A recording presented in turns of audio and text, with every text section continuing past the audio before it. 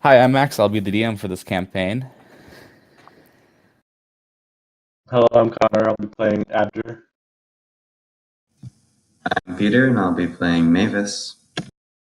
I'm Noah, and I'll be playing Milo. I'm Nick, and I'll be playing Syven.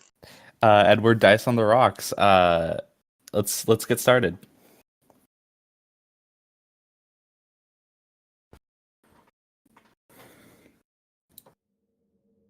We begin our story in the upper wards of Sharn.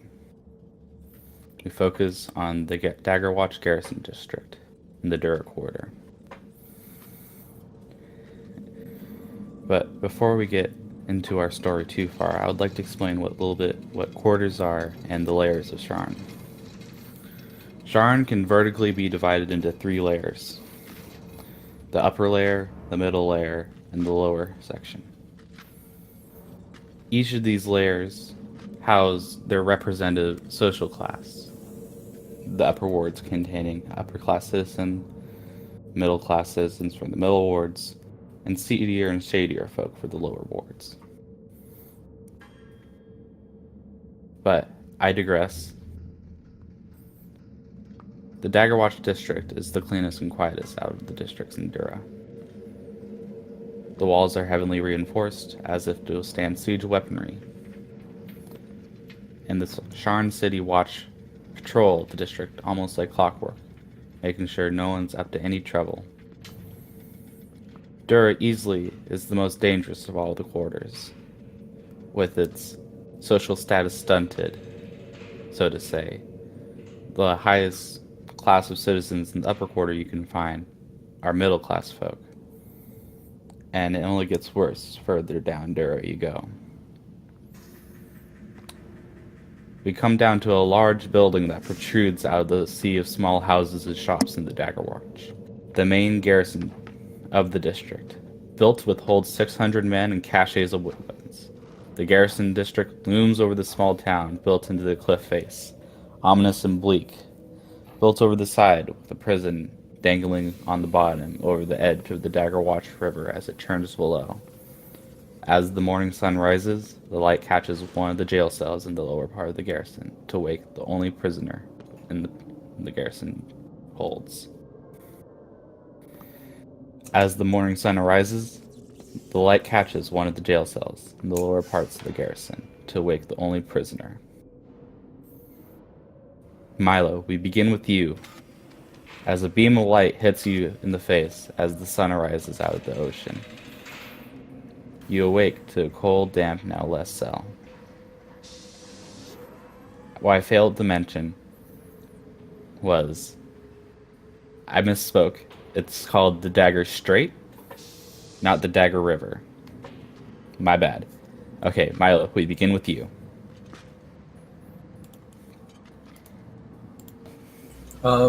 So I'm in a cell, right? Yep, you're in a Did I cell. just get captured? Let's see here. Do Here. got here? Huh? Do I remember how I got here? You can roll. What's a good skill? Actually, just give me a intelligence roll. Just if you get a 10 or higher, I'll tell you. 1 second. I'm gonna open up my dice on my phone. Okay. Or you can use the dice rolling robot we have in our. I've installed into our Discord, like, for this exact reason. How do we use it? I forgot. The commands There. are pinned.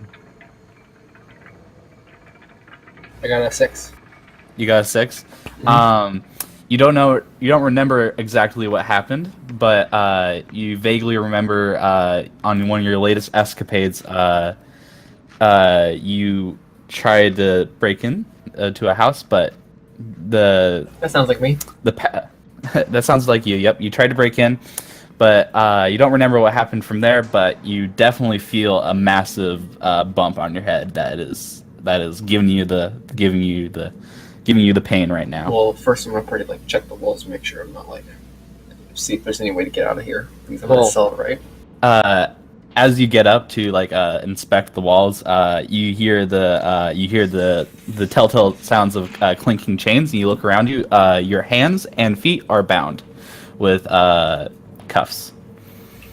Manticles? I guess, yeah, Okay, manticles. so it sounds like you're asking me what I should do when I don't have anything to do. Well, just what would Milo Well, do? Like, Be sitting there, like, wondering how to get out of them? Or do I try to check any pockets or anything, if I have anything on me? you are stripped of all your items and clothes. So I'm naked? You're down to your like not like underoos, but like your like they're like under trousers. They're like kind of like really light pants fabric and like really like an undershirt kind of. Not like a wife beater, but it's like fully sleeved. Okay, It's like but, it's like the Skyrim open Yeah, type undershirts. yeah. I try to stand up. Can I stand up?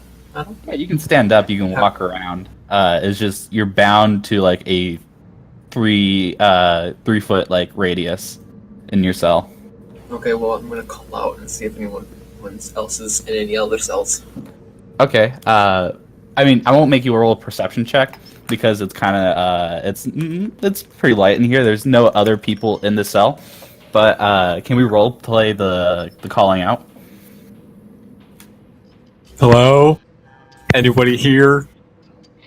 That's a really deep halfling voice. Yeah, I guess. That's not my best groggy voice. Okay.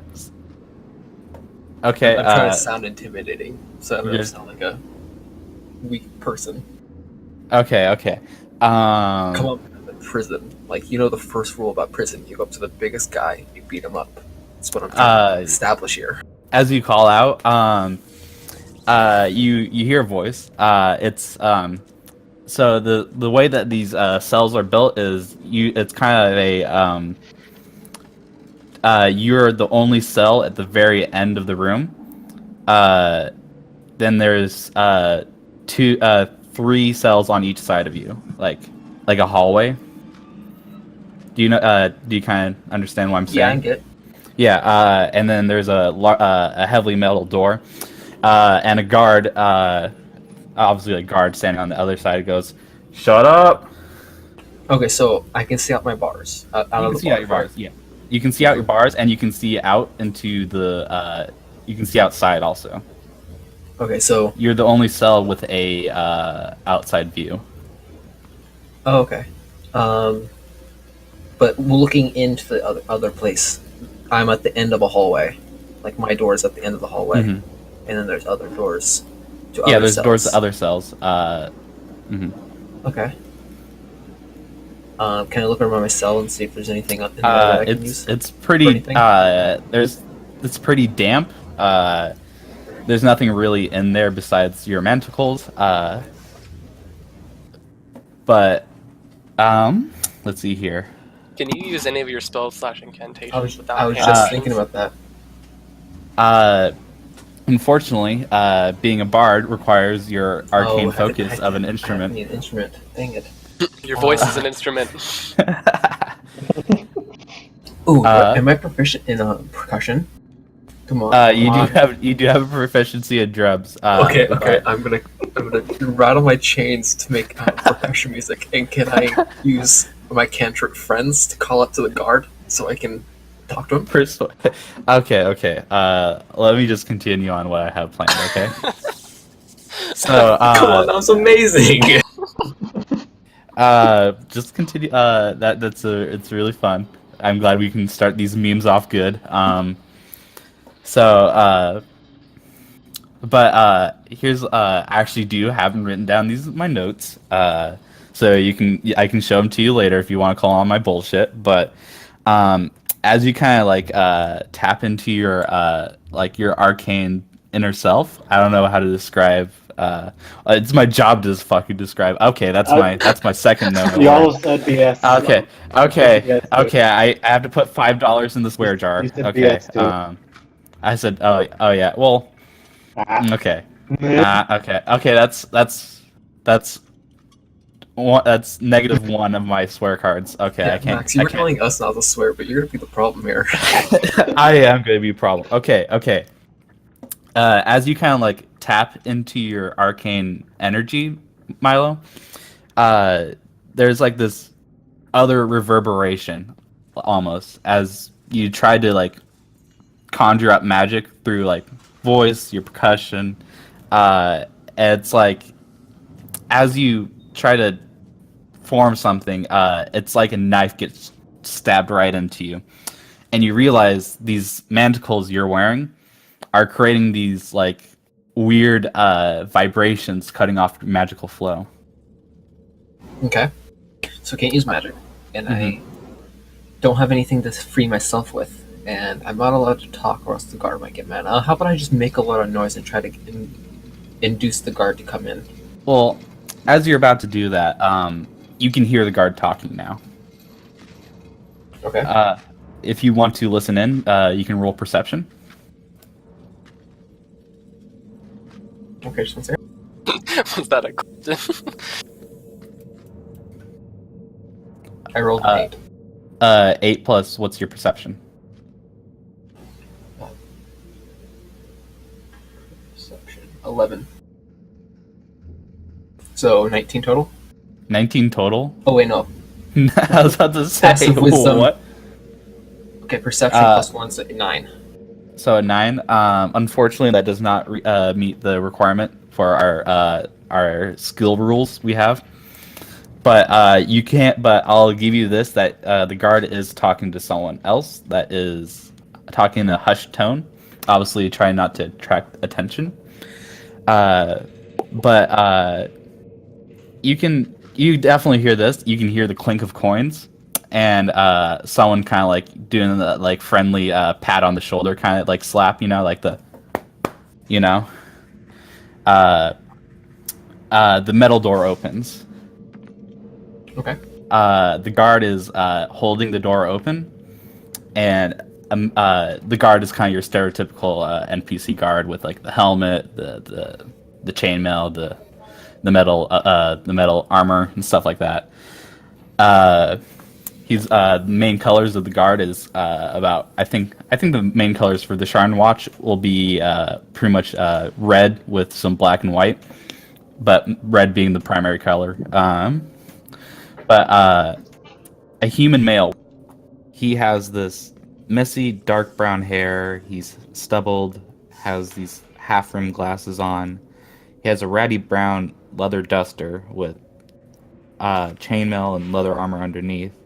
Not really chainmail-y, but it's like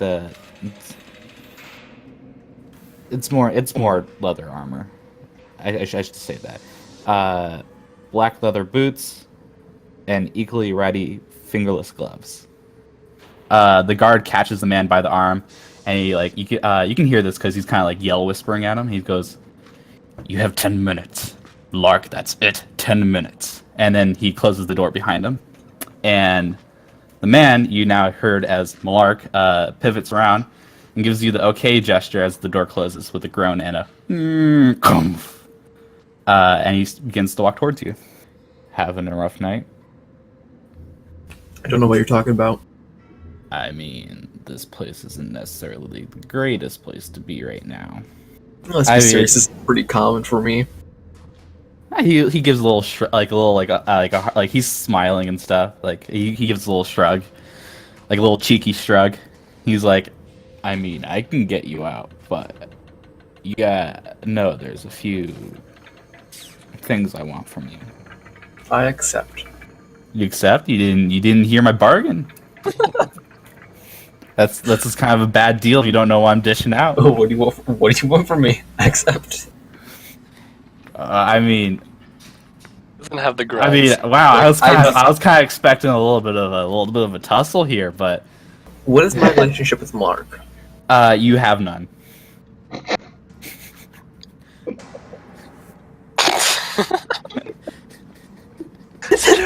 Seduce him. He's been talking to this stranger. He's just been haphazardly just talking to a stranger who offered him a deal Yeah. without even knowing what the deal was. Yeah, I just play this off and be like, Just yeah, roll but with it. acceptable Just friend. roll with it.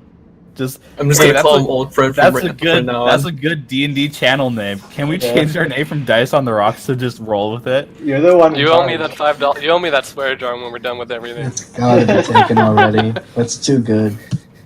Okay. But anywho, I mean, let's get back into role playing as Malark. Okay, what do you? I'm an informant for the mafia group known as Fiarlan Thurani. Have you heard of us? No, not once.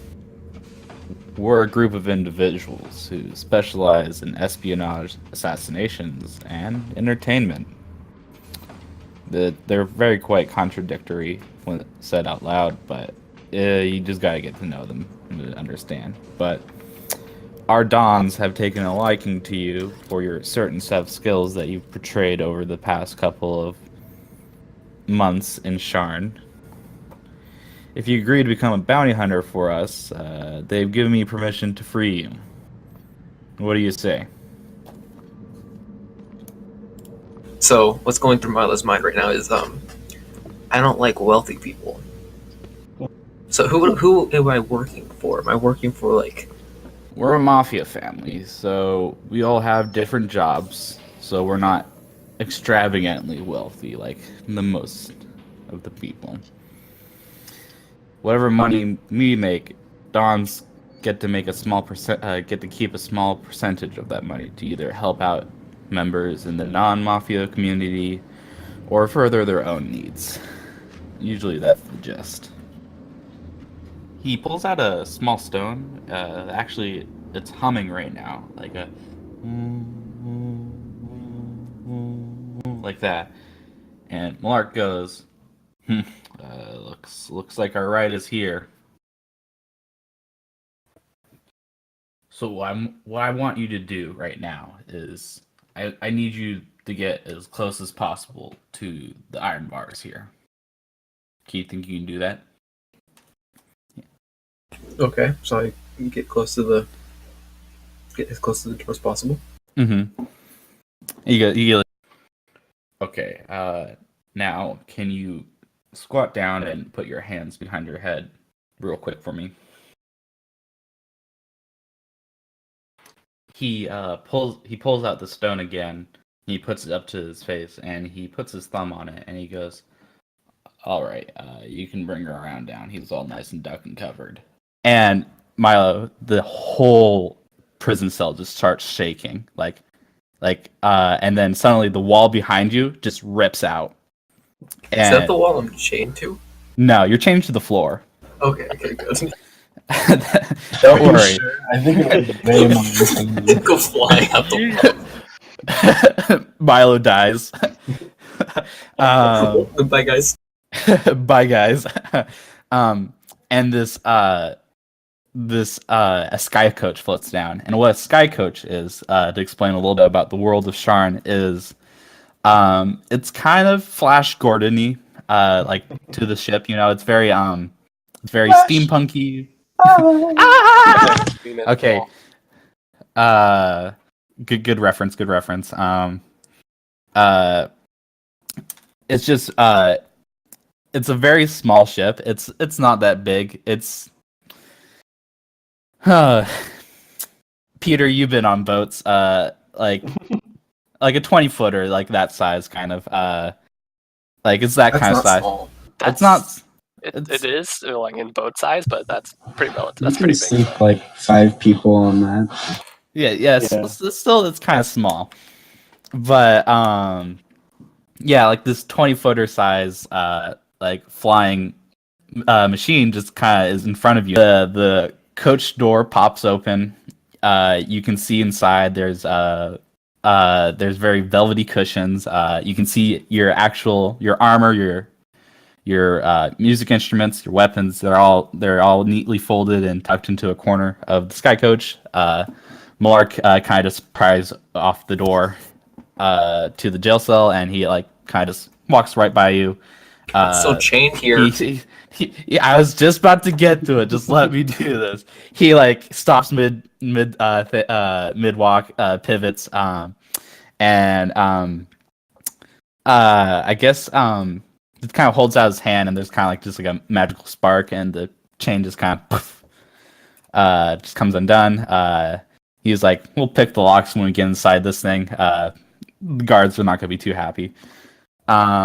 And he hops inside the coach. He holds out his hand over the gap that the coach is kind of hovering over. And he's like, what are you waiting for? Come on. Let's go.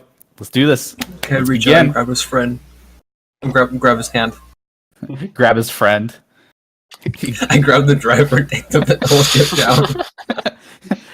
Okay. No, I grab his hand and join him. Okay. As you grab his hand, he pulls you inside. He shuts the door, and the vehicle floats off and rises up, and you begin your journey. That will end Milo's little part for right now. Cool. Moving on, we meet. We continue on. So, a couple miles out from the shore of Sharn, we begin our next part of the story. As the ocean waves of the Dagger Strait slosh against this fairly large sailing vessel, the name Flood Runner crudely carved onto the side of the vessel as this smuggling vessel filled with living cargo of refugees from the eastern continent of Cylona. Sunlight pours through the portholes. 2 beams of sunlight strike 2 faces among the passengers. Starting alphabetically, we begin with Abjur. You awake as a beam of sunlight is hitting your face as you're upon this vessel. You take into your surroundings of crammed refugees and others alike from Cylona. It's been a couple wild months for Abjur because this is taking place exactly after your backstory. Awaking Abjur, what do you do on this? Is there what do you do? food aboard the ship? Yeah, there's some barrels filled with like poor apples, like not great quality apples, like just kind of various fruits and It's got stuff. protein in it. Yeah, not like your Honeycrisp apples, like apples that just fell off the tree. Yeah. Max, he wants to know if there's any cheese. You never know. Okay, there might be cheese in the barrel. Unfortunately, for just to keep things cheap, seeing how this is a smuggling vessel and they're trying to keep under the radar, they kind of keep to the 2 main food groups of fruits, mainly citrus and others, and protein, and alcohol. The 3 main food groups. My bad. What's the other fruit besides apples? Various citrus fruits that are pretty much in the same condition or pretty much beginning to slowly rot. You don't want to get scurvy. Mm-hmm. Yeah. Like I'll nibble on one of the citrusy ones. Mm-hmm. I'll like pick through it. Yeah. Yeah. Is that all? I'll look around, see how like the condition of everyone is. Just as the same quality of fruits, everyone is pretty rugged. Everyone's slowly rotting. Just to give a little brief description to people who are listening in, Sarlona is our far east continent of the world Lace that's based off of Eberron. So these people are of the Asian persuasion. Don't laugh at that. That was a bad joke. Stupid. But just unlike Abjur, Abjur is not of the Asian characteristics, which kind of makes you a kind of a sore thumb as you are being smuggled in.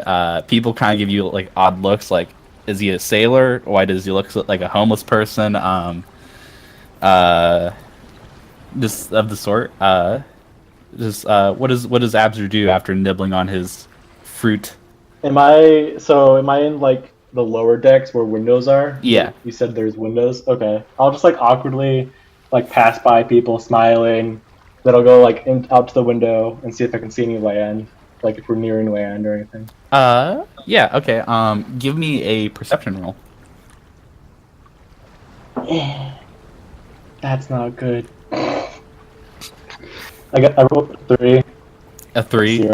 plus Favorite number. It is my favorite number. Unfortunately, that is that's just. Let me. I have to double check my own skill roll.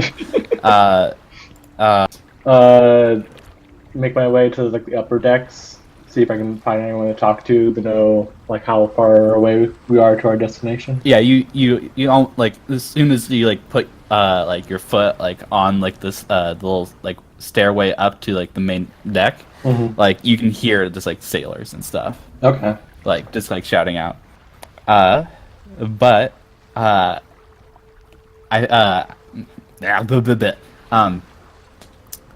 as you do that, Abjur, I failed to mention. Well, I didn't fail to mention.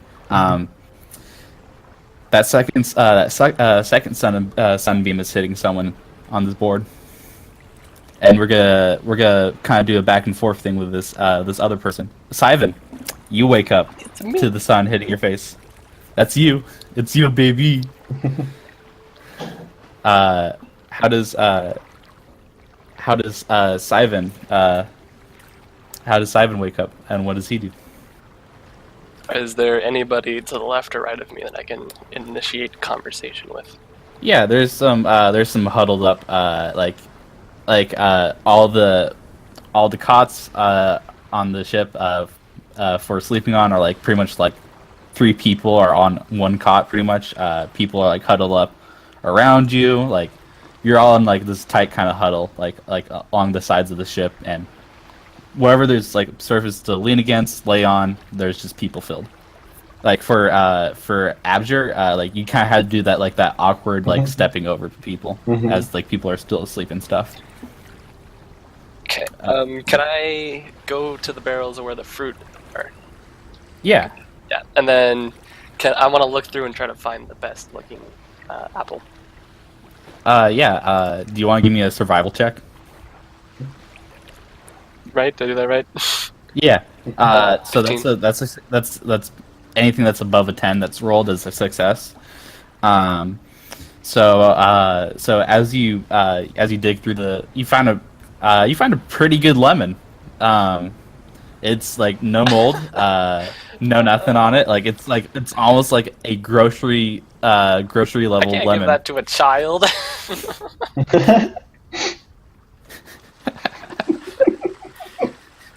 It's you said you went looking for fruit. An apple. Okay. Your kid have a lemon. I'll keep it, I guess. Are there any kids on the boat? Yeah, there's some families with kids with varying ages.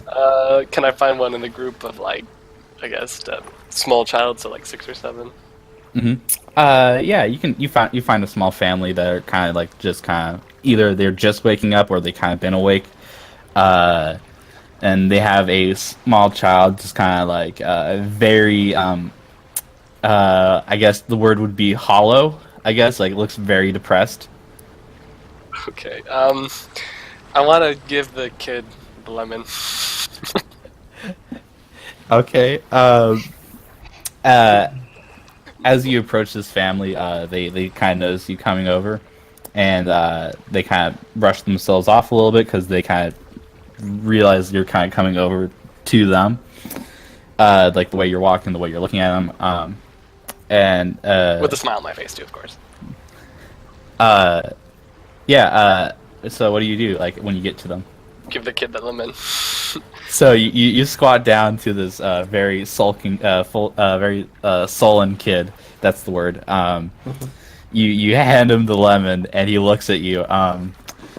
Let's see. I'm gonna roll for how enthused this kid is. A random stranger gives you lemons. I get to use my dice, guys. I'm so excited. my $30 dice set I bought. Okay. Let's see here. When you squat down and hand this lemon to this kid, he looks up to you, and he gets the biggest smile on his face. And he takes that lemon and he starts peeling it, and he just starts chowing down on that lemon. The family is very grateful, and they bow their heads to you. Okay. I rolled a 15. I consider that's pretty enthused. Okay, can I ask them where they're from? Like, Yeah. So I don't know. I know this is bad as me as a DM saying I don't know the exact locations of Sarlona, because for the past 6 months I've been building a world around Sharn.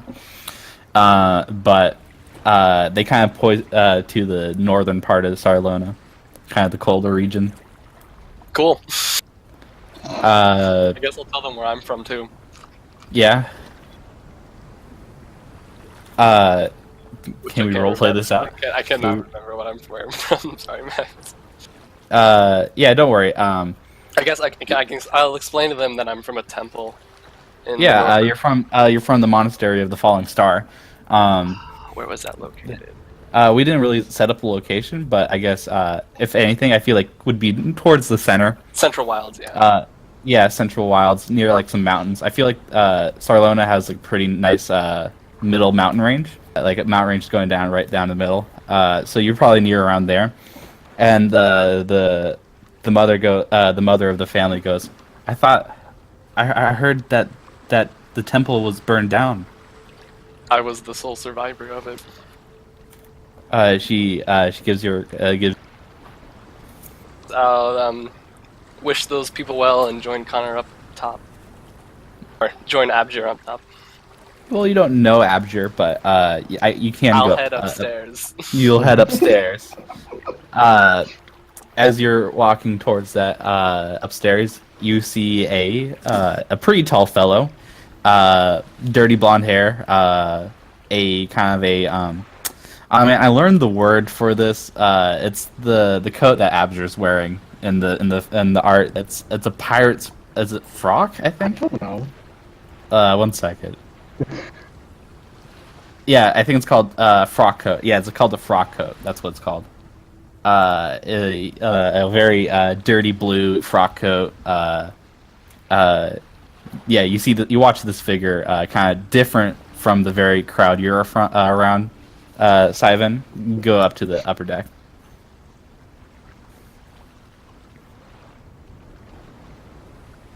Sorry, I didn't realize about Micah. I'll follow him up the stairs. You'll Should follow him. Conversation with him. Yeah, I guess. Or introduce myself. Okay. Do you actually want to go introduce yourself, or are you just kind of following him? I'll just follow him for now. Follow him for now. Okay. Abjur, can you give me a perception check again? Oh, not 20. And that 20. Yep. You watch this lanky fellow, fairly muscular, tan, dark hair, kind of like get up from this group of people, and he's actually kind of walking behind you, but he's walking towards you. Since you rolled a nat 20, this is gonna be our this thing I created for our homebrewed skill rules.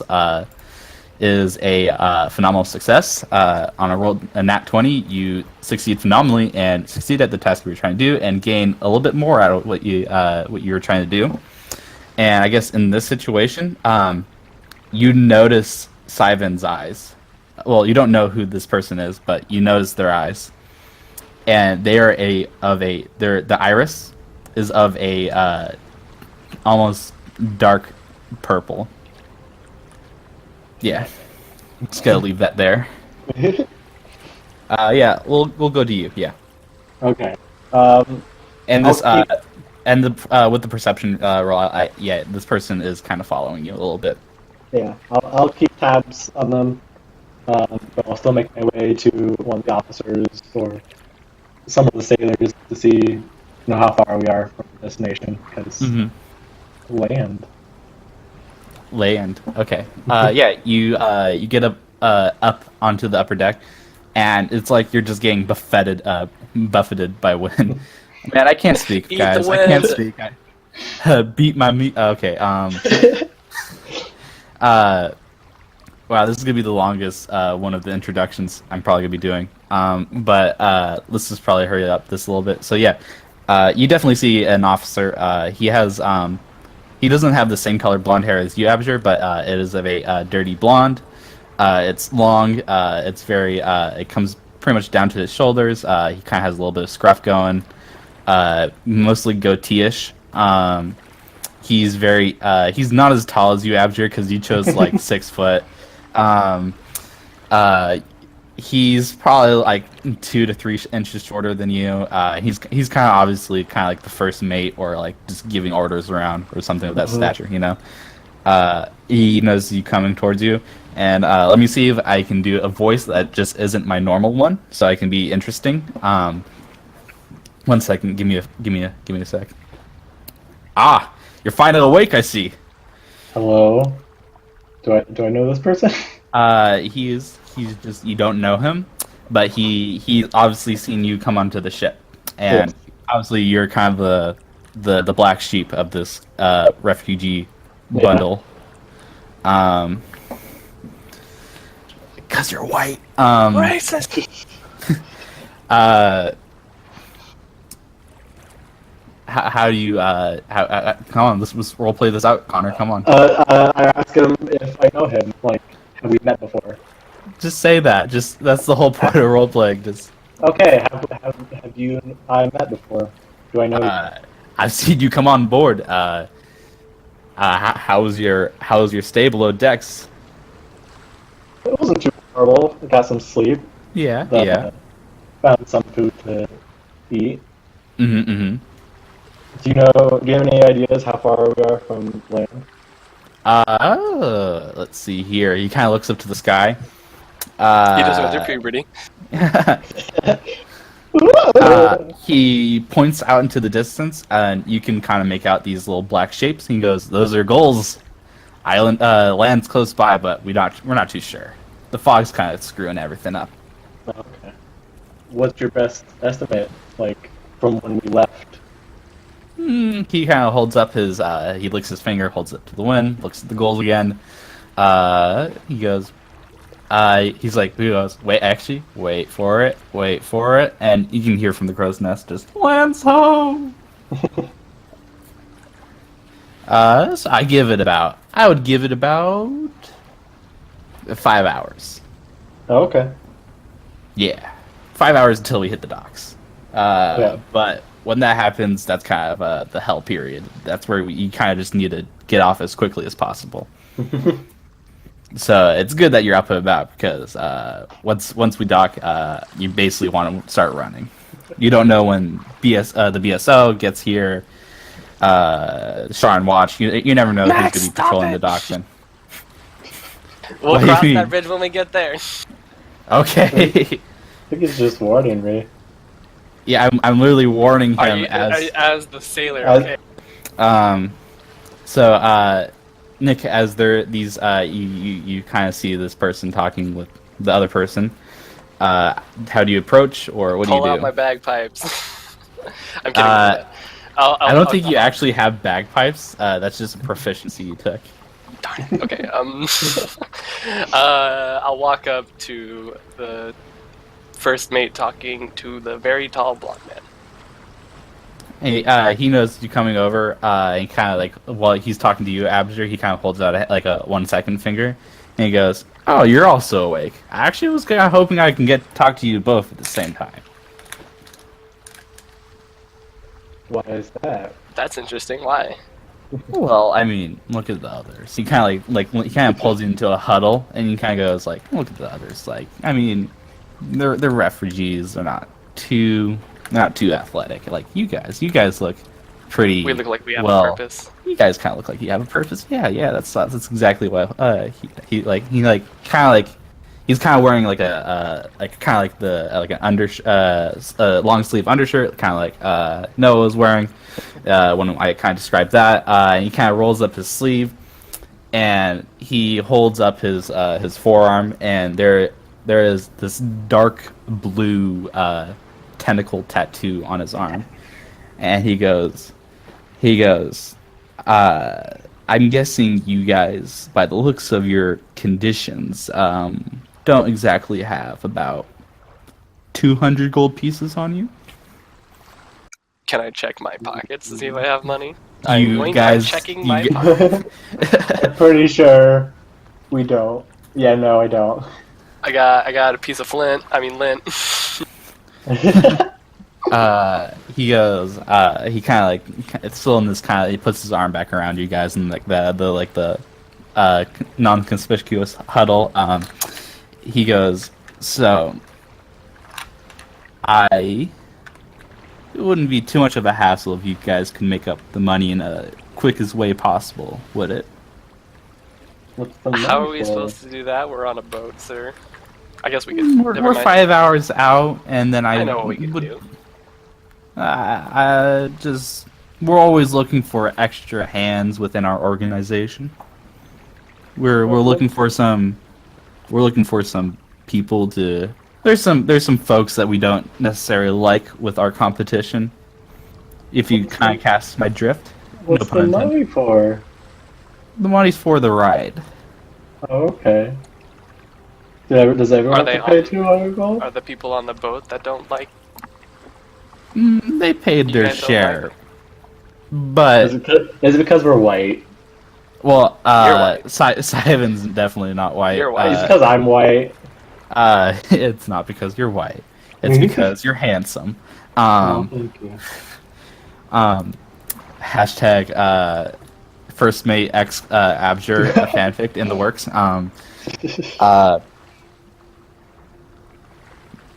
He looks at you and he goes, head up to Taverk's Landing and find the Wayfinders Foundation. Sign up.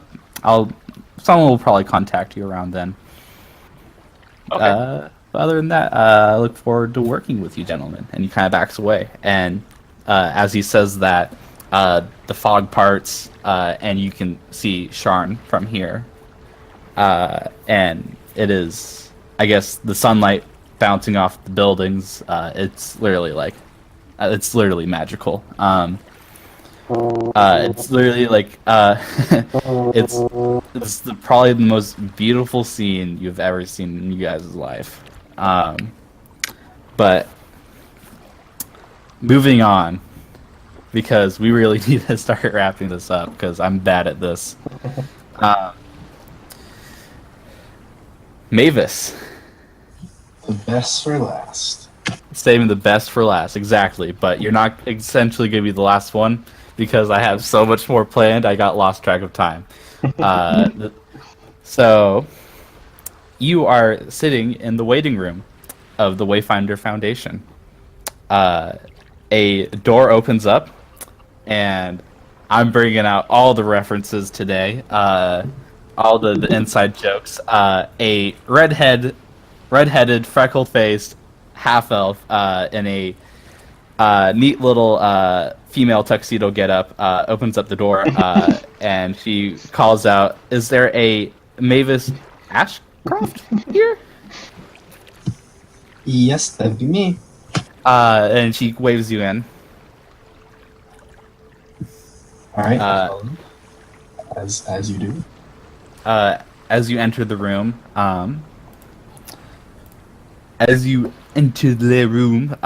it is a very small office space. It's the room is painted baby blue, sky-like, you know. There's a decent armchair in front of the desk. There's papers kind of neatly stacked around it. There's a typewriter in front of her. Let's see here. There's kind of these I must have been like drunk or high when I wrote this because I don't know, man. There's these emotional support posters in our room of like the generic kitten, stereotypical hang in there kind of sort of that stuff like that. This room needs some work. This room needs some work. She sits you down. She sits in front of, sits behind the desk, and she goes, "So, you want to become a bounty hunter?" Yeah, of course. Cool. Not a lot of female representation out in this line of work. Interview questions. Yeah, that's right. And then she kind of looks at you, just kind of expectingly. Are you giving me an interview or am I giving an Oh, interview? okay. Sorry. You see here, I didn't come prepared with any interview questions. I was kind of hoping you would kind of just take it away from there. So, why do you want to become a bounty hunter? And she kind of like gets ready to type. Well, really the money, of course. Mm-hmm.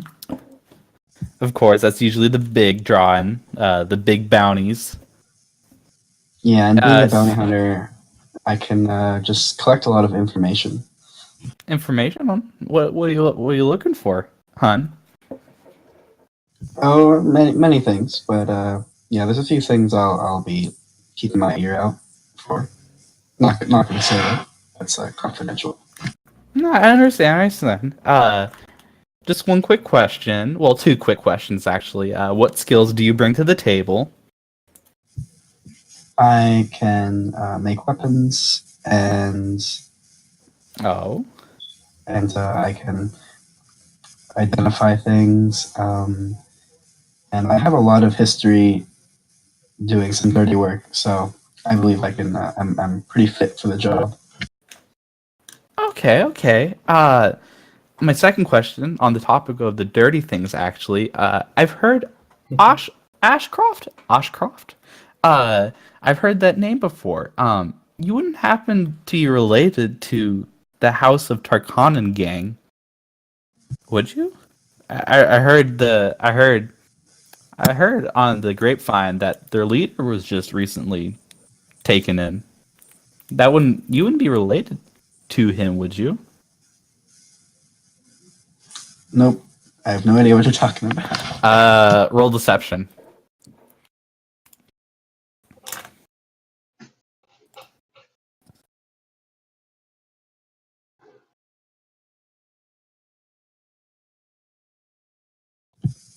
Natural 20.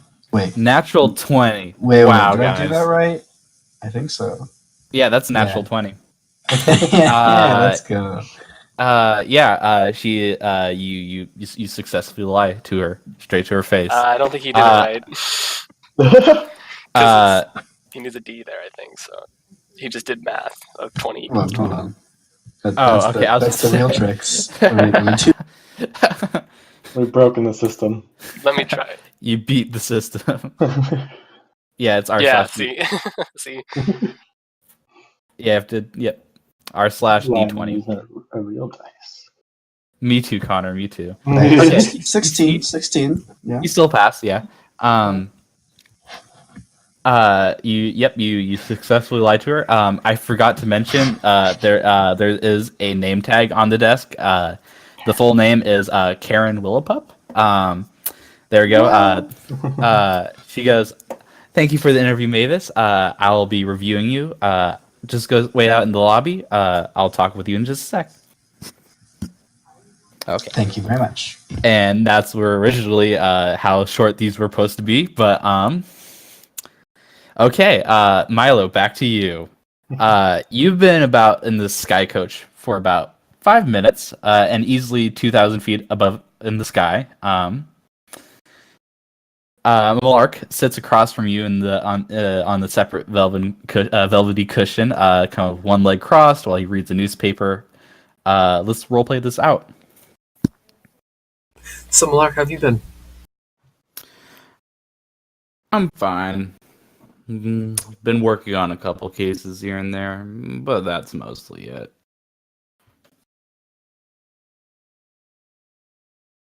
I was working on some stuff for you if you were a bit more stubborn and needed a bit more persuasion. You're sure you don't want to tell me about it right now? Yeah, I mean, huh? I mean, you can try roll persuasion. Well, role play it out, then I'll let you roll persuasion. Come on, Malark.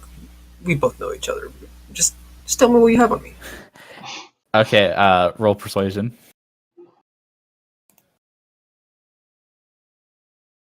12 plus 9 is 21. 12 plus 9 is 21. Okay. He goes, first off, I'm not your friend, but I guess for extra motivational purposes in the future. Let's say the big bosses knew your parents. And he kind of leans back. Come on, Lark. I feel like I've known you forever. And what do you know about my parents? Yeah, I'm not gonna let you do that, Noah. Damn. So where are you taking me? We're dropping you off at Taverk's Landing, and from there you will head up to the Wayfinder Foundation and enlist as a bounty hunter and see where that takes you. We'll get in contact every so often. So how long till we get there? He kind of looks out the window. Now, apparently. And you can feel the ship descending, the sky coach descending, and after probably 5 minutes, you're on the ground. The door opens up. You're fully geared. You're ready to go. Malark kind of gives you a thumbs up, smiles, and as you leave the sky coach, the door closes behind you. And as it's taking off, I yell, "Malark, you stole me $20."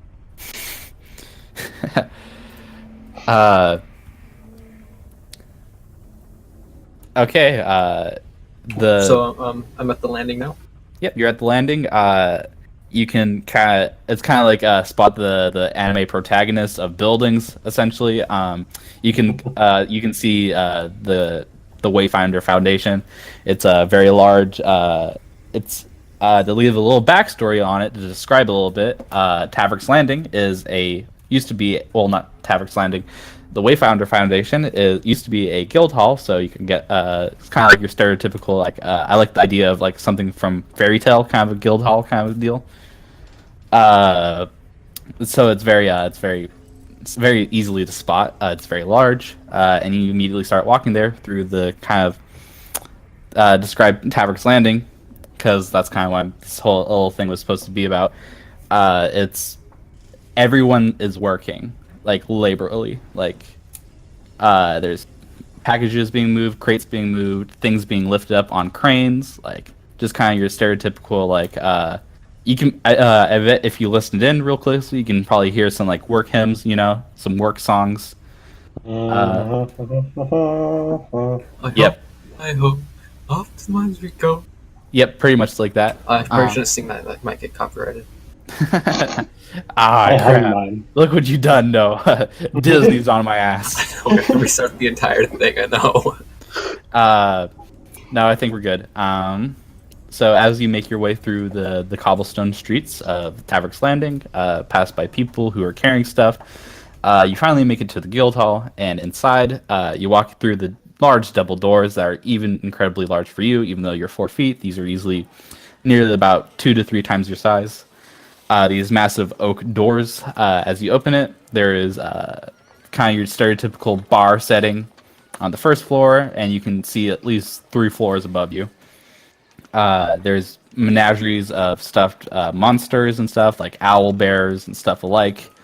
But you can see there's a large wooden sign hanging from the ceiling, kind of in the entryway, that says BH interviews, and then a painted on black arrow pointing to the left of you. Well, I guess I'm gonna follow it. Yep. Yeah, you follow it. It's a little bit of a hallway, but it opens up into a waiting room. Within this, there's at least about, I would say about 30 chairs. 1 second. Okay, there you go. My voice connectivity thing was being weird. So there's about 30 chairs. There's a couple people in there. There's a man with some pretty big plate armor on, sitting next to a very a wizardy folk, I would say, because he's wearing a very large robe. You can't even see his hands. And then near the entryway of the door, you could spot a very ashened face. That's supposed to be a pun, not pun, but a very sooty-faced redhead wearing some leather-like armor. And there is a kind of your stereotypical walk-in glass window person behind a glass window desk kind of thing going on. Okay. I should probably go up and ask about getting on the waiting Okay. list or whatever. The man kind of looks up, kind of like a little bit shocked, like a little surprised. And he's like, hi there. Are you here for the interviews or something like that? Yeah, just to figure out what's going on here. Yeah, he's a very skinny. Let's see here. Yeah, he's a very skinny male. Very pale skin, black hair, kind of cut short, with a little bit of a do going on. He kind of has a little bit styled. He's wearing not very thick glasses, but kind of in between, black rimmed. He is very clean shaven. He is wearing a kind of a white shirt with black suspenders, kind of going thing. He goes, yeah. I'll tell the interviewer that someone's here. It shouldn't take that long. Everyone in this room is kind of being judged and stuff. If you want to sit down, I'll go tell her someone's here. Okay, sit down. He gets up from his desk. He kind of walks doesn't walk into a door, but he gets up, opens up the door from the inside, and he comes back out. He sits back in his desk, and the door opens to a door kind of next to the glass window room he's in, and a redheaded elf, half elf, steps out, and she goes, I heard there was another interviewer? Me? Okay, come in. Okay, follow her. Hi, my name is Karen. I'll be your interviewer today. God. And she pretty much gives you the same questions as Mavis. I'm not going to roleplay that all out again. But she gives you a smile after the interview. She kind of opens up the door and kind of like says, "Please wait in the waiting room." Okay. And what does Milo do? I sit chair closest to the door, thinking about leaving. Chair closest to the door, think about leaving. Okay. If it takes too long. If it takes too long. Okay. That'll end Milo again. Syven Abjur. The boat has landed, and it was like a stampede of people. Literally, it just like runs out behind you, and very comically, you are pulled apart and then slammed back into each other. Baby. Like, oh baby. Abjur X Syven, please. So the first mate kind of gives you directions how to get to Taverick Landing, and yep, how to get to the Wayfinder Foundation. It's a really hard word for me, guys. Please stop. What do you guys do? I guess I give follow his direction. All right. Do you guys walk together or do you walk separately? What do you do? What do you guys do? Let's walk separate so I can pickpocket people and get that gold. I was gonna do like a loose following. Like we're Okay. going the same way, but Who is following who? Essentially, I guess. I'll leave the back. I'll leave the back. Leave the back. You'll lead Yeah. in the back. Okay. Yeah. I okay. guess I'll be the spearhead. Okay. So. You know that famous painting where like all the stairs like coming out of like, the walls and stuff. Yes. Yes. It's like that, but more realistic. Ooh. For Sharn, it's very the traversing the lower streets and middle streets of Sharn is like that. There's heavy foot traffic, buildings pretty much everywhere mixed in with houses and shops and stuff alike. Nick, you said you wanted to pickpocket? I'd like to try at least one person. Okay. You'd like to try once. So let's see here. Well, actually, before you roll, who are you gonna try and target? Like, that's the question. What's your main target? Like, Are there any middle class people? well, you're kind of walking through the lower parts into the lower middle part. parts, so you're gonna look for the lower class High, person, I guess like high as the possible. higher up of the lower. Yeah. Okay. Kind of walking the same pace as you is someone in a very nice, very not very like bourgeoisie, but very casual, very nice casual. Very nice like raincoat, some very nice pants, some decent leather shoes, like the fine leather, but they're kind of scuffed a little.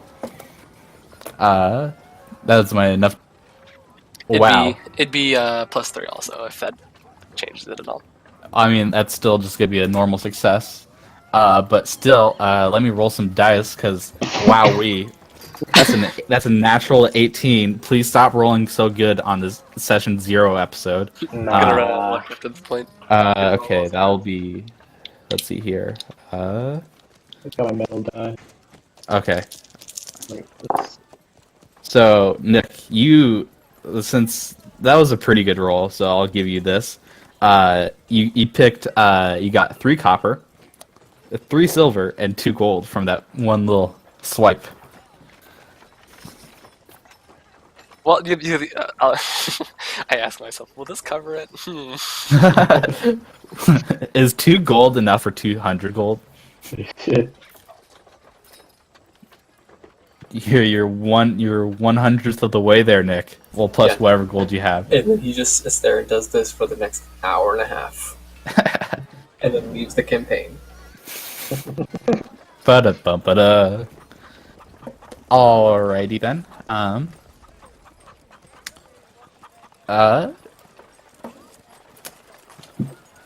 You make it up to Tavrick's Landing. You take in the scenery of people working their butts off.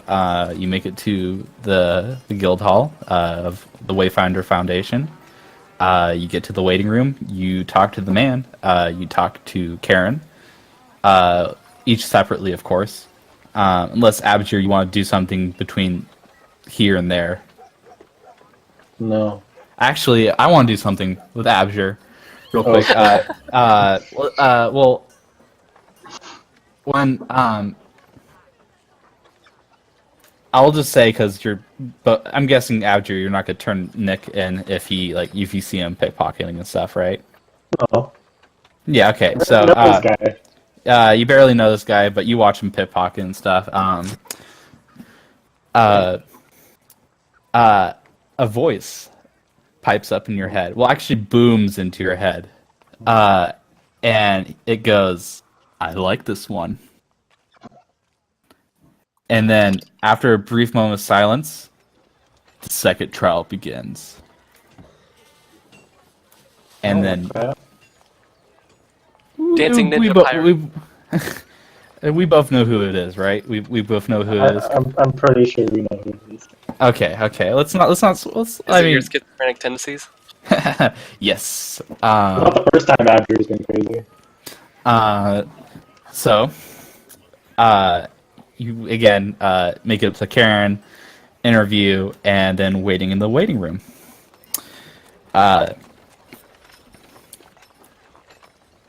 Karen, after a while, not too long, for Noah's sake, after a while, Karen comes out and she kind of reads off a list and she goes, "Can I have Mavis, Milo, Syven, and Abjur meet me outside the guild hall real quickly?" And she walks out of the room. I'll follow. You'll follow? Yeah, fine. I look at everyone else and decide to follow as well. Oh, bother. Oh, bother. Okay. She is kind of standing out front of the guild hall. She turns behind you as you guys kind of exit the building, and she has one of those little cone-shaped poppers, and she pulls on it. Little confetti comes out. And she goes, "Congratulations! You are now a successful official. under the records, bounty hunting team. And she goes, "Yay!" Like real soft, and shakes her hands a little bit. Uh, what do you guys do? To Connor, I'll say, I guess they were kind of desperate for people. I'm afraid I'm stuck with you guys. Are you referring to me? He's referring to everyone in this group. Okay, I'm like, I can get Noah, but Oof. Wow. Should I roll for damage on that one? Yeah. No, you take 1 point of psychic damage. Instant death damage. No, Joseph. And comment phase starts. Everyone starts attacking each other. Battle Royale. I think I win this. She's kind of nervously sweating because I don't think she was expecting this adverse reaction. She goes, it's great. You guys are a team now. That's gonna be cool. I contacted one of my clients. He says he'll get you guys a room. He should be kind of shortly coming to pick you up. And a carriage pulls up, and this is gonna be my worst voice ever, guys. The carriage door opens, and a gnome pops out. He kind of has a very large bald spot going. He has hair kind of wildly spread, like it's messy bald hair kind of on the sides of his head.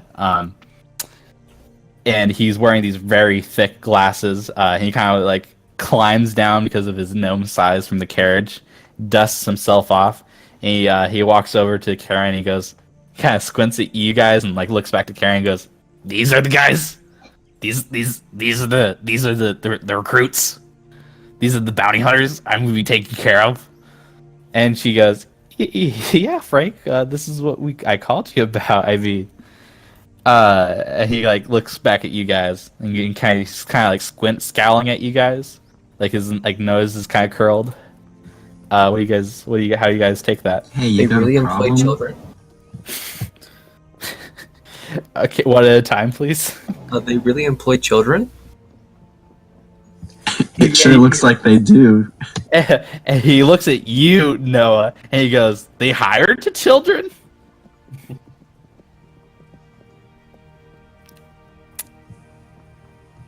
funny joke. Are you sure he's not just a child He's an obviously adult being kept young by Okay, nope, we're not doing this. No, we're not doing this.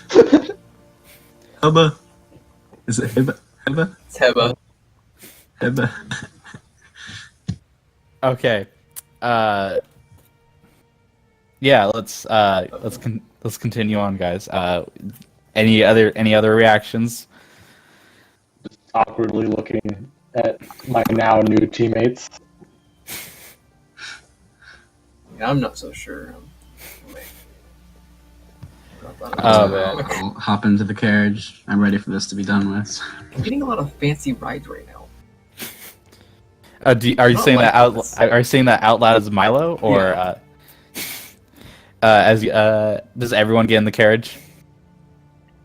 Yeah. I Okay. guess we need the money, so yeah. Uh, Go ahead.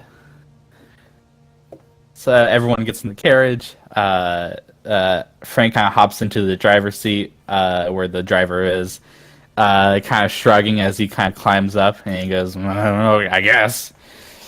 Here we go. I'll be taking you guys to your little hideout, your haven, I guess you would call it." Come up with a team name in the back, okay? As we drive along, as the carriage drives off, you guys traverse through. Tavick's Landing is in the middle ward of Sharn. You guys drop down a ward, and it is sketchy AF. Syven, Abjur, you kind of like saw this because when you guys got out of the ship, you parked in Sharn's welcome. and that is the slummiest of slums. But this is getting the where you guys are going. It's like you can see the percentage of sketchiness growing up and the ghetto-ness Might increasing. have a place. Mm-hmm. Better have to. After a while, the carriage parks, and the doors open. Frank, the gnome hops out. I feel like I failed to mention his name was Frank. Did I say his name was Frank? No. No, I did say his name was Frank. No. Really? Okay. Wow, I'm stupid. I forgot. Frank, as I failed to mention, as Carrot called him, hops out, opens up the doors. Well, he doesn't open up the doors because he's really short, and it's a carriage. It's kind of high off the ground. Hashtag Gnome Lives Matter. There's some footprint. He's standing in front of this kind of very dingy building. It's very it looks like it's a stone brick building. It's the sign above the doorway says Frank's Apartments. Yeah, he goes, yeah, I've been with the organization for about, I think, 3 years. I offer room and board for people of your stature, and he kind of trying to avoid the BH word, because you never know who can be listening. So he opens up the door. He's like, I got something going downstairs for you guys, and he kind of. So it's a 3-floor building, stone brick building.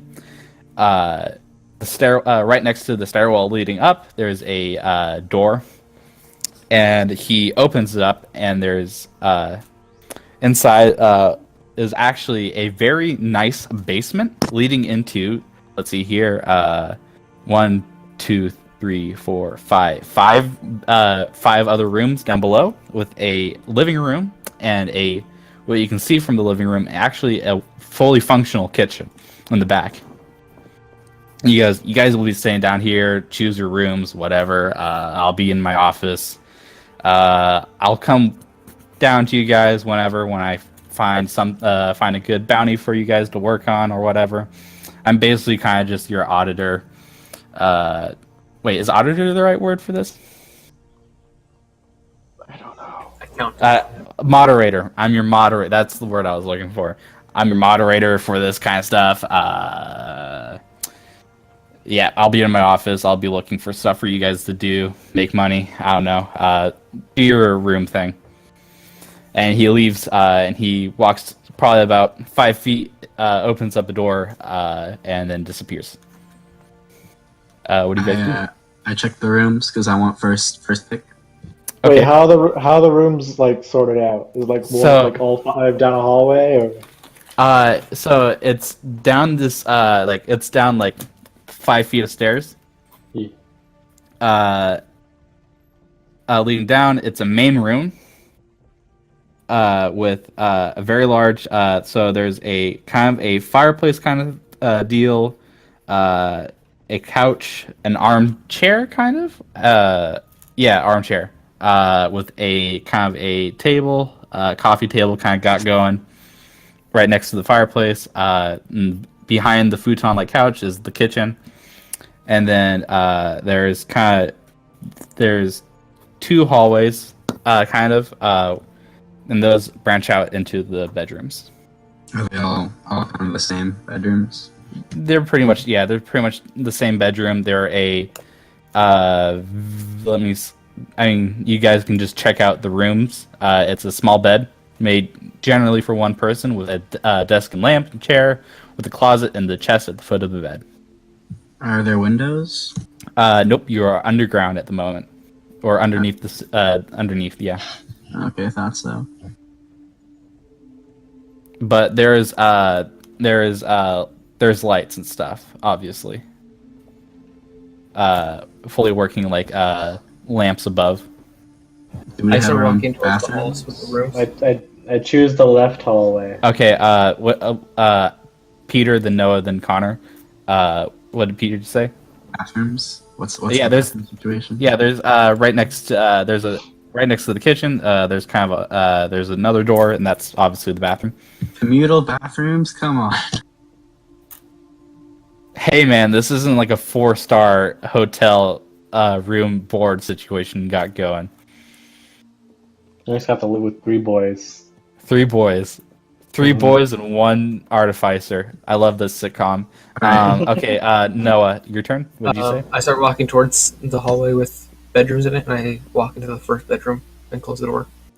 Well, okay, it sounded like Mavis kind of did that first, so I'll come back to you. Connor, what did you say?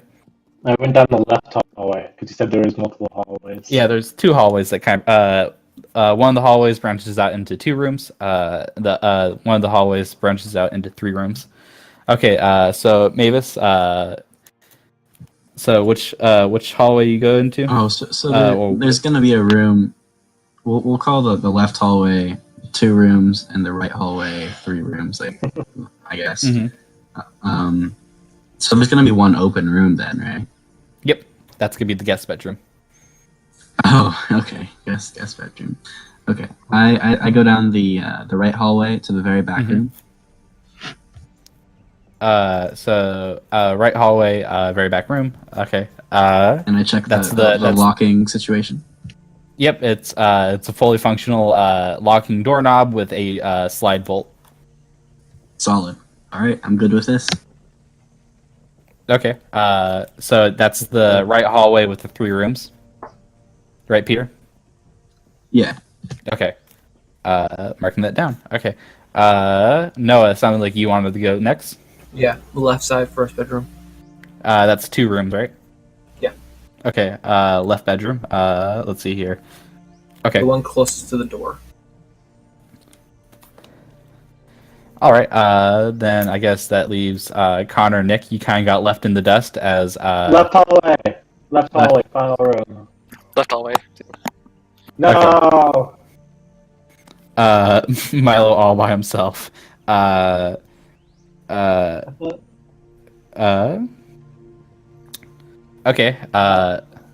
What? I thought. Wait, isn't Milo in the left hallway? Oh wait, you went into the left hallway. Okay. I want the 2-bedroom one. Okay.